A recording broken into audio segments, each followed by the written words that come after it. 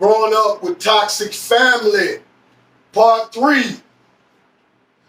Now, after everything that had happened thus far, you would think that my sister would stop. She had totally destroyed our family and had control of everything my mother owned. Now, because everybody in the family who was there helping my mother during the time she was sick, they was gone. Nobody in the household but me, her, and June. Now we was her only targets. So me, again, after dealing with this whole time, it had really done something to my young mind, because I didn't know how to deal with this. My mother died, and being in the middle of this war, seeing our family destroyed, did something to me. So every day, I'm trying to cope with it by smoking weed. I'm either with Huey every day, or I'm hanging out with my friends. Now, I started noticing my sister talking about an after-hour spot, Stokes. Over and over again, all these stories about the after-hour spot. Now here it is, I'm still just 13, but hell, I know more about the after-hour spot than a whole lot of people because I'm hearing all these stories about it. And also I noticed on a regular basis, she popping bottles. Whatever it was, she was drinking. Hennessy, Martell, I don't know what a drink of it was, but she had fifths. Now, where's the money coming from? You're doing all this with. Where's that? Because she's still on welfare. Now, because my mother had been sick and there had been so much chaos in our household, I hadn't gotten my normal summer clothes. So now that my mother's gone, I'm wondering, who do I ask? You know, who do I ask now when I need something? So me being me, I go make me some money, buy me some new shoes. At the time, the hottest shoes out that we loved was Top 10 Adidas. I got the white ones with the red stripe on them. I go to the mall, get them, come home, and as I'm going into the house, coming up the walkway, my sister coming out the house, and she stopped and looked right at my shoes, looking down, look up at me and look down again, and I'm looking at her, you know. She say, yeah, your good thing ain't gonna last. Let me tell you something. Here it is. You got this 13-year-old kid, that's your little brother. Your mama just died. He done seen all kinds of chaos. You see him with some new shoes, and this is the only thing you can say out your mouth. Your good thing ain't gonna last. Now here it is, she was the guardian. Why not say, hey, where you get them new shoes at? You know? Or where you get money to get them new shoes at? You know? That would have been a better question. Now, anybody that's somebody guarding, you got their money, you getting a check for them every month, you see them with some new shoes on that you ain't bought. A sound-minded person would say, hey, look, you need something, whatever you need, you let me know and we'll go get it. No problem. You ain't got to be out here get no shoes from nobody, money, whatever it is. You ain't got to do that. Your life ain't going to change just because our mother did. You're going to be all right. See, it's a whole different outcome, you see. Because when she said it the way she said it, you see, it made me angry. It made me have psychotic thoughts about her.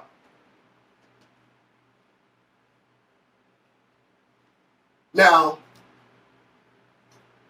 I spent the whole summer walking around with no shirt on.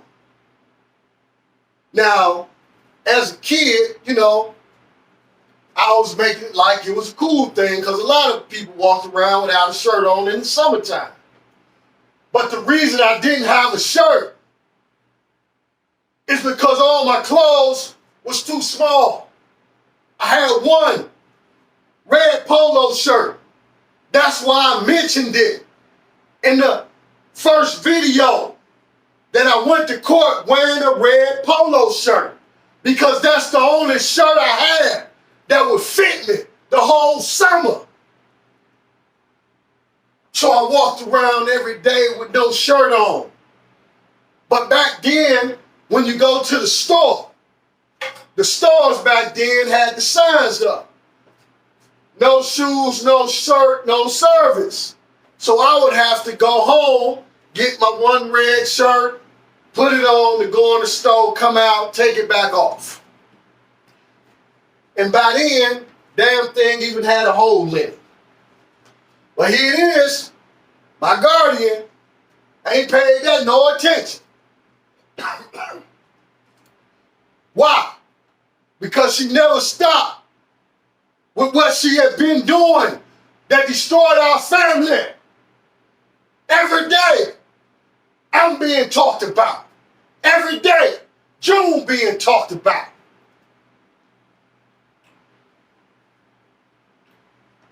I didn't get no school clothes until school started back up in September. Now, September, of course, I turned 14. I get school clothes. Now, because I've been in trouble so much, I got put out of Detroit Public Schools for a whole year. I was going to a school for troubled teens. Now, this wasn't your normal school. It was basically a small building that had classrooms set up in it. And it had staff and everything for a school, but it didn't even have a cafeteria.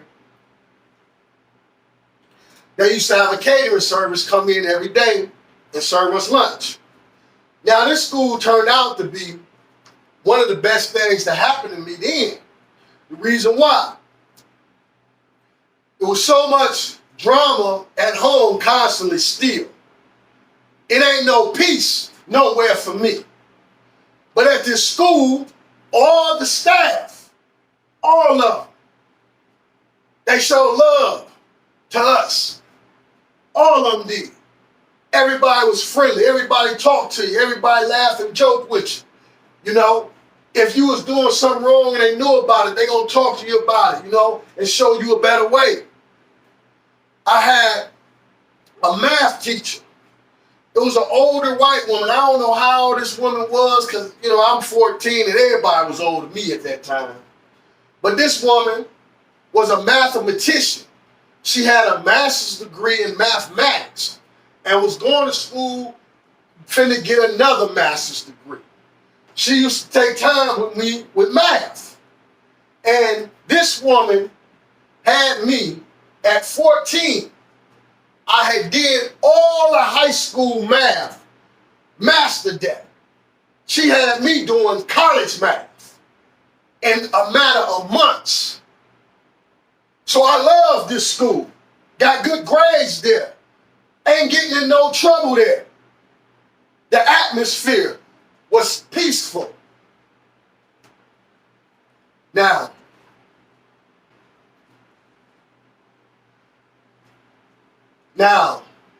March 1984. My brother Greg was living on St. Clair, which is 2 blocks from our house. Somebody runs up to Greg and they tell him, man, your little brother, he just got shot. He laying down there on the corner by Howell Elementary School. Greg breaks out running to get me. Now you gotta imagine his state of mind, because we just buried our mother less than a year ago. Now he's running to the scene of his little brother's shot. Greg gets there and see the body of a young man laid face down wearing a blue jean outfit in a puddle of blood. All he's saying is, no, no, and he bends down and turns this body over, and he sees it's not his little brother, it's not me, but it's my friend, Cedric Johnston. We called him Stone. Our families and his family had known each other as long as I could remember. His mother was with Wildwood's mother every day almost. They was at each other's house. They sit on the porch together. Me and him was together since we was yay high. Stone had been one of the people that I was out in the street with, getting away from what's at home. This particular day,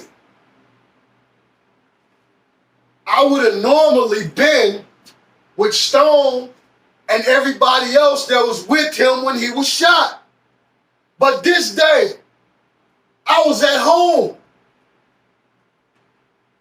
And when I heard the commotion outside, I looked out the window and I noticed across the street at the Johnson's house, there was a guy, an older guy who was 18, 19 at the time.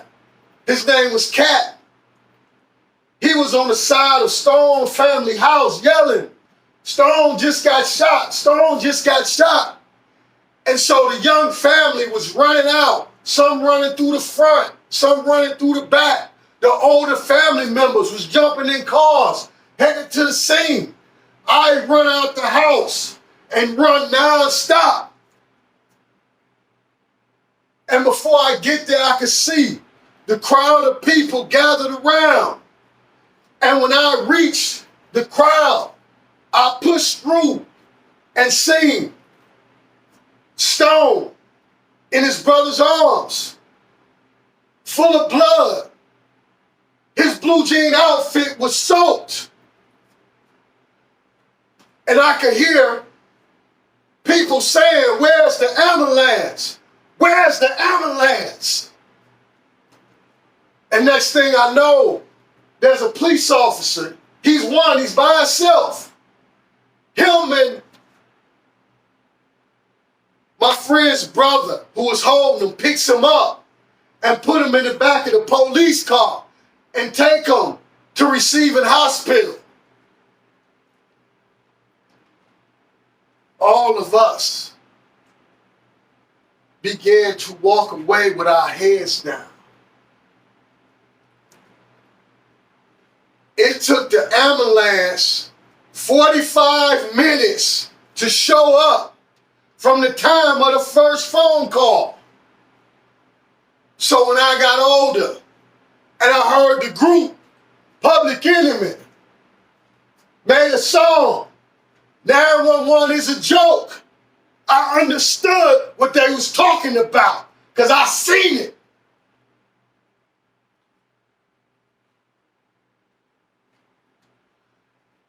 The next day, the hospital was flooded with young people. His brother allowed me to go in the room and see him. He was laying there, lifeless, with tubes coming out of his body. He had a big tube that's been inserted in the top of his head. The doctor said, because of where the bullet lodged in his head, he had 7,000 pounds of pressure. And that tube was to relieve some of the pressure from his brain.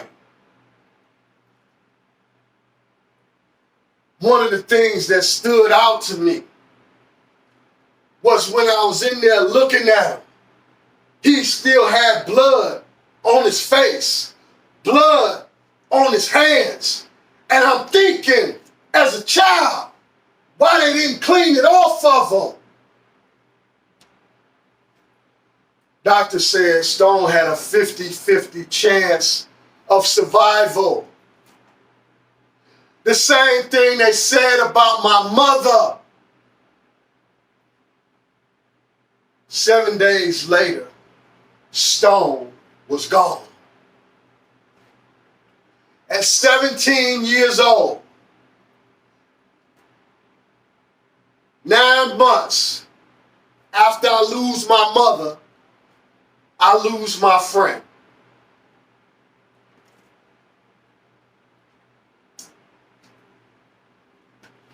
Stay tuned.